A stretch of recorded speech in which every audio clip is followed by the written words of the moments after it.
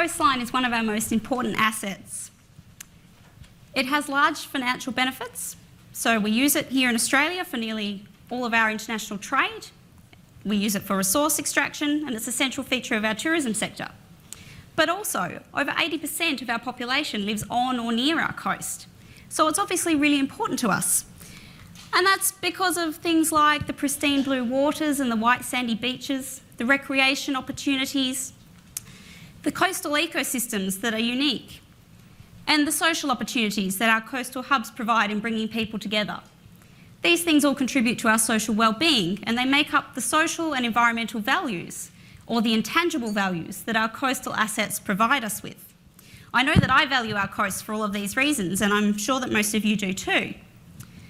But these values, as well as the financial ones, are under threat.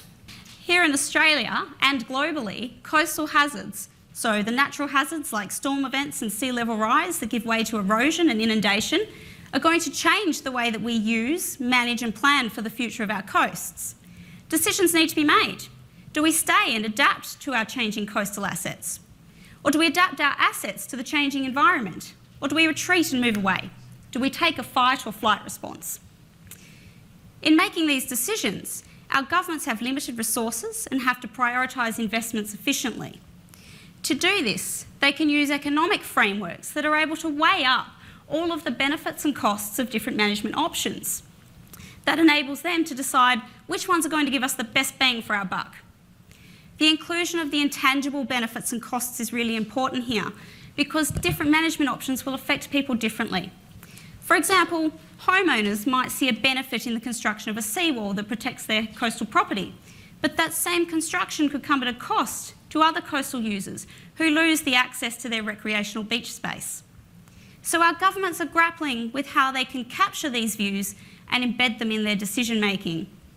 So we're working with government to provide them with the tools to do this.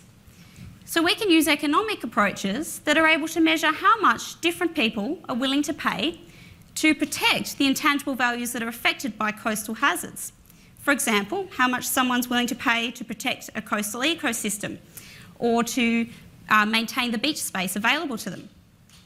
These types of economic frameworks that can piece together the social, environmental and financial pieces of the puzzle are going to become increasingly important for the future management of our coasts around the world as we seek to provide added rigour into the socio-economic evidence bases that inform our decision making. Thanks.